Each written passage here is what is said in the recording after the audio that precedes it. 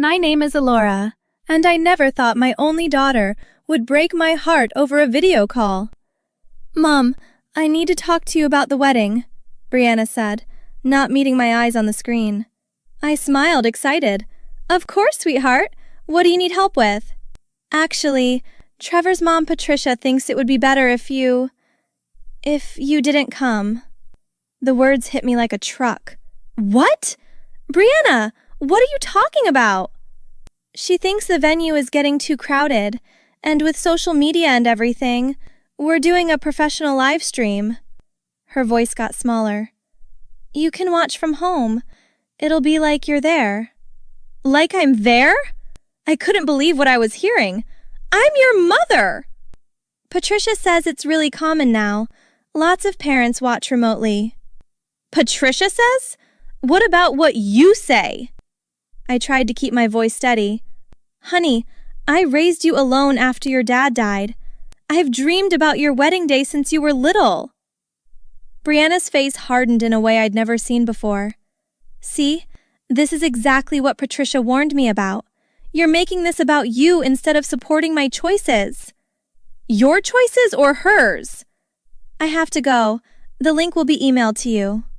She ended the call. I sat there shaking. My late husband Marcus had left Brianna a substantial trust fund that she'd receive access to after the wedding. Patricia Whitmore had entered our lives 6 months ago, and slowly I'd watched my daughter slip away. My phone rang. It was my sister Rebecca. Al, please tell me Brianna was joking about the live stream thing, she said immediately. You heard about that? Trevor's cousin Jessica just called me. She's horrified. Rebecca's voice was tight with anger.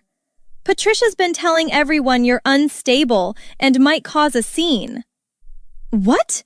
I've never caused a scene in my life.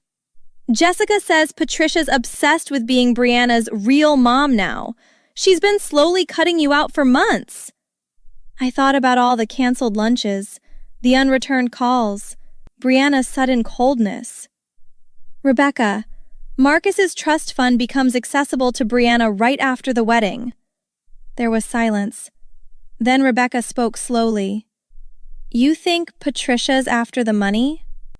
I think she wants complete control over Brianna, and $2 million is pretty good motivation. What are you going to do? I smiled grimly.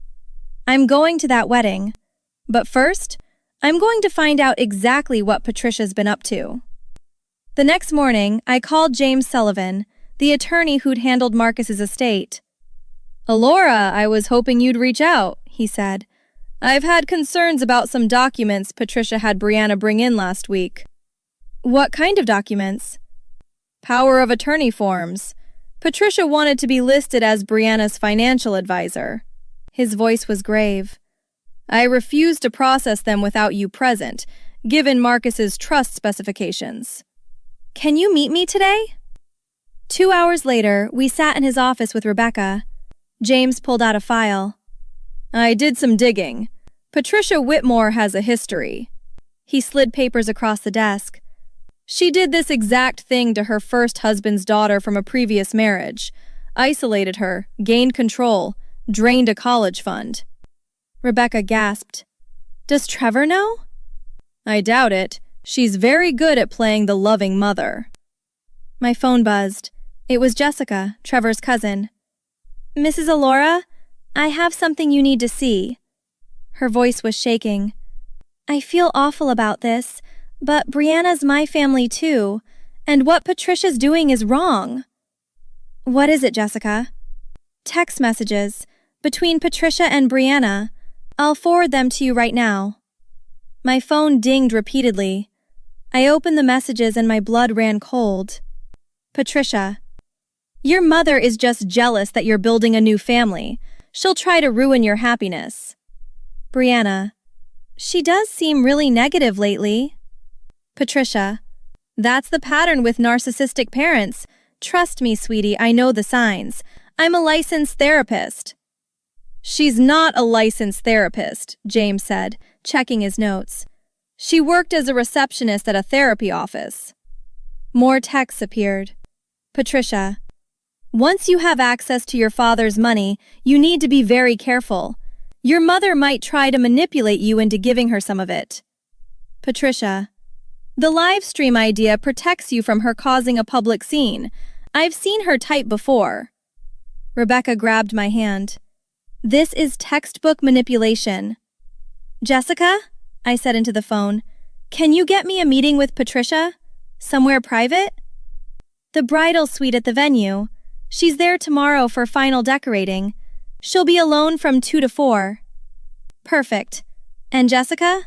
Thank you for doing the right thing. James leaned forward. What's your plan, Alora? I'm going to let Patricia tell me exactly who she is, and I'm going to record every word. Rebecca smiled. Then what? Then I'm going to make sure everyone at that wedding knows the truth. I walked into the bridal suite at 2:15 p.m. with my phone recording in my pocket. Patricia looked up from the flower arrangements, her smile tight. Alora, what a surprise. We need to talk about Brianna. There's nothing to discuss. The live stream arrangements are final. She turned back to the flowers. You should really learn to respect boundaries. Boundaries? I'm her mother. Patricia spun around, and for the first time I saw the mask drop. You were her mother. I'm her mother now. Excuse me? Did you really think I'd let you keep interfering? Her voice was cold. Brianna's mine now. She trusts me, listens to me, loves me. You've been lying to her about me. I've been helping her see the truth. Patricia stepped closer.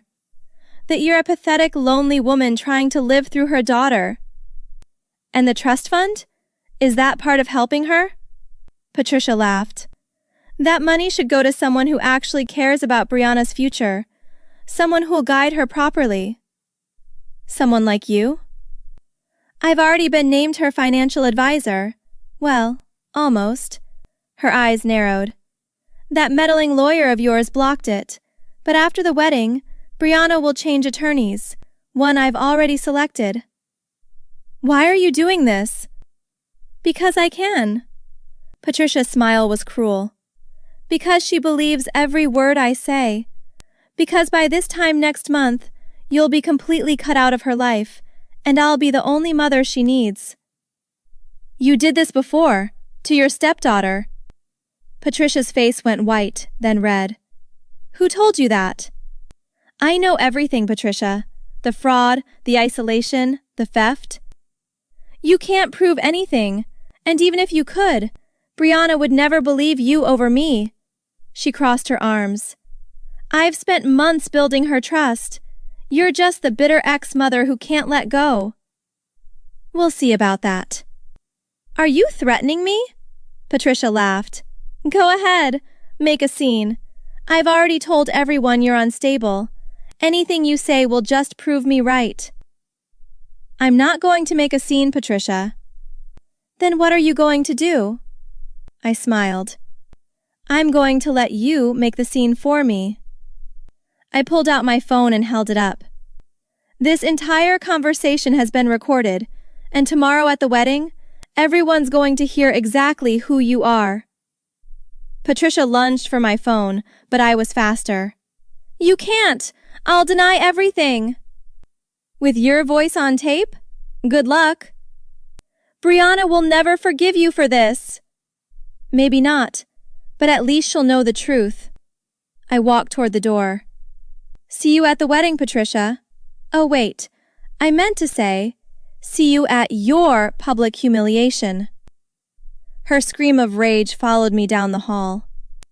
I walked into the wedding venue at exactly 4 p.m., an hour before the ceremony.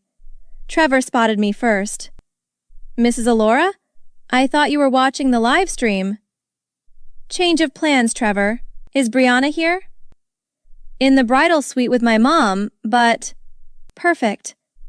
I headed straight there with Rebecca and James behind me. I opened the door without knocking. Brianna and Patricia both stared. Mom? What are you doing here? Brianna's voice was cold. Brianna, I need you to listen to something. I pulled out my phone. Patricia stood up. Don't you dare!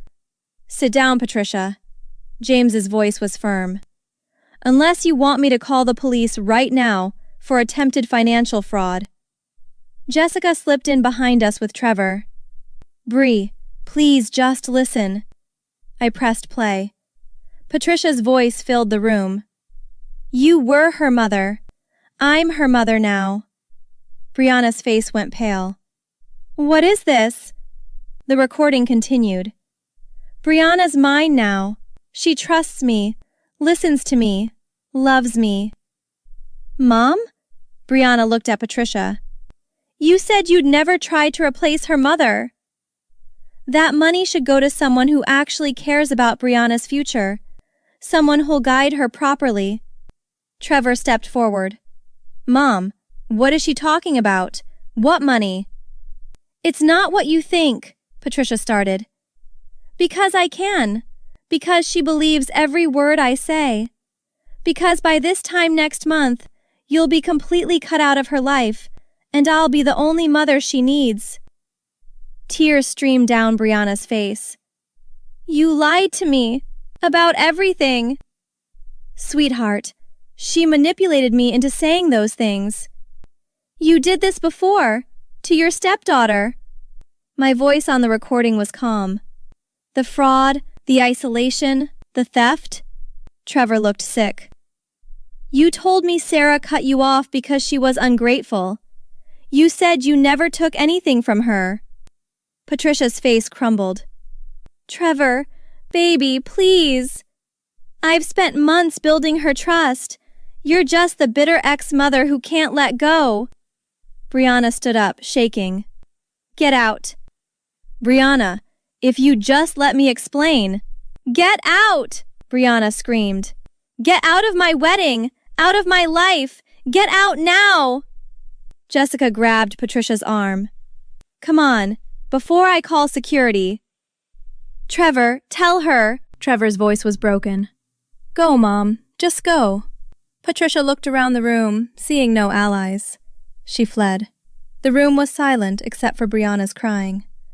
Mom, she whispered. I'm so sorry. I'm so sorry. I held her tight. It's okay, baby. It's okay. She told me you were trying to control me, that you were jealous. Brianna sobbed. I believed her. I told you to watch on Livestream. My own mother. She's a professional manipulator, Bree, Jessica said gently. She did the same thing to Sarah, cut her off from her dad's whole family. Trevor sat down heavily. I had no idea. I swear, Alora, I didn't know what she was doing. I know, Trevor. She's very good at hiding it. James cleared his throat. Brianna, we need to discuss those power of attorney documents, and possibly press charges for attempted fraud. Whatever you think is best. Brianna wiped her eyes. Can we still have the wedding? Rebecca laughed through her own tears. Are you kidding? We've got a venue, guests arriving, and a mother of the bride who's actually invited now. Brianna looked at me. Will you walk me down the aisle? I know Dad was supposed to, but I would be honored, sweetheart. 2 hours later, I walked my daughter down the aisle in front of 200 guests, instead of through a computer screen. Patricia was nowhere to be seen. Jessica told me she'd checked into a hotel and wasn't answering Trevor's calls. At the reception, Trevor's father pulled me aside. Alora, I owe you an apology. Patricia told me you were having some kind of breakdown. I should have questioned it. She's very convincing. Trevor's already talking to a lawyer about her access to Sarah. We're going to try to rebuild that relationship too. That's good. Sarah deserves her family back. As I watched Brianna dance with Trevor, Rebecca clinked her glass against mine. You did it, Al. You saved her. I just made sure she knew the truth. By the way, half the guests are talking about Patricia's recording. It's already on social media. I smiled. Good. Maybe it'll help the next person she tries this on. Brianna came over and hugged me tight. I love you, Mom. Thank you for not giving up on me. Never, baby. Never. Have you ever had to expose someone's manipulation to save someone you love? Sometimes the hardest part isn't the confrontation. It's watching someone you care about realize they've been deceived. Like and subscribe for more stories about people who refused to be victims and fought back the right way.